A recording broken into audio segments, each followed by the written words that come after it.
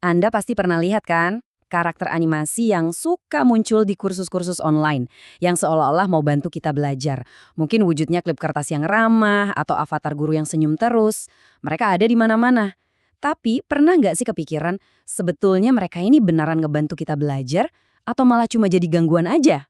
Jadi, beneran ngaruh nggak sih mereka ini? Atau cuma hiasan pemanis yang bikin ribet? Nah, pertanyaan ini bukan cuma iseng loh, tapi ini penting banget untuk desain pembelajaran online yang efektif. Untungnya, ada sebuah meta-analisis besar yang baru aja mengumpulkan semua penelitian soal ini untuk ngasih kita jawaban. Dan jawaban singkatnya adalah, iya, ternyata berfungsi. Secara umum, belajar pakai guru di layar atau istilah kerennya agen pedagogis punya efek positif. Kecil sih tapi signifikan secara statistik kalau dibandingin belajar tanpa mereka. Angka plus 0,20 ini buktinya. Tapi, ceritanya nggak sesimpel itu. Justru di balik angka ini ada hal yang jauh lebih menarik. Karena ternyata, yang penting itu bukan cuma ada atau tidak adanya karakternya ini. Tapi, yang lebih penting lagi adalah gimana cara mereka didesain. Apa mereka harus kelihatan mirip banget sama manusia? Apa mereka harus bergerak dan ngomong persis kayak kita? Nah, disinilah semuanya jadi menarik. Malah pertanyaan-pertanyaan tadi itu memicu perang ide di antara tiga teori psikologi besar. Dan masing-masing punya prediksi yang beda banget soal apa sih yang bikin guru virtual ini benar-benar efektif. Jadi, yuk kita siapkan panggung untuk pertarungan ilmiah ini. Di sudut pertama, ada tim minimalis lebih baik. Di sudut satunya lagi, ada tim makin rame makin oke. Dan sebagai kuda hitam, ada tim nggak ngaruh. Mari kita kenalan sama para jagoannya. Pertama, tim minimalis lebih baik. Mereka ini didukung sama teori beban kognitif. Gampangnya gini, otak kita itu kayak laptop dengan RAM terbatas. Setiap detail visual yang nggak perlu, kayak bayangan, tekstur, atau animasi ribet di karakter 3D, itu makan RAM mental kita. Akibatnya, sisa RAM buat bener-bener belajar jadi makin sedikit. Nah, lawannya tim makin rame makin oke. Mereka ini jagoannya teori agensi sosial. Teorinya bilang kebalikannya. Makin karakter itu terasa manusia, dengan gestur tangan, ekspresi wajah, kontak mata, dan suara orang asli, itu bakal memicu bagian sosial di otak kita. Kita jadi lebih terlibat, seolah-olah lagi ngobrol beneran, dan itu bantu kita belajar lebih dalam. Dan terakhir, kontestan kuda hitam kita, tim nggak ngaruh. Ini dasarnya dari hipotesis KASA, atau komputer adalah aktor sosial. Teori ini bilang kalau otak manusia itu anehnya gampang banget dibohongin. Kita secara otomatis bakal merespons komputer seolah-olah mereka itu manusia. Jadi, begitu ada karakter di layar, otak kita udah otomatis menganggapnya sosial. Nambahin detail-detail manusiawi lainnya, katanya sih nggak akan banyak berpengaruh. Oke, kita rangkum dulu prediksinya. Soal penampilan, tim minimalis bilang 2D simple yang menang. Tim makin rame jagoin 3D realistis. Dan tim gak ngaruh bilang, ya sama aja. Hal yang sama juga berlaku buat isyarat sosial kayak gerakan. Jadi, siapa yang benar? Yuk, kita lihat datanya. Kita mulai dengan ronde pertama, penampilan.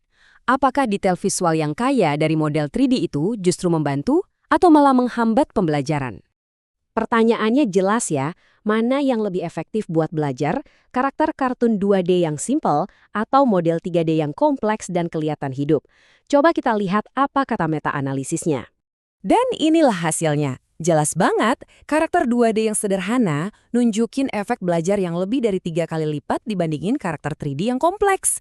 Efek 0,38 buat 2D itu positif, sementara efek 0,11 buat 3D itu kecil banget, bahkan gak signifikan secara statistik. Wah, ini pukulan telak. Jadi, poin pentingnya adalah, untuk urusan penampilan visual, less is truly more. Minimalis itu beneran lebih baik.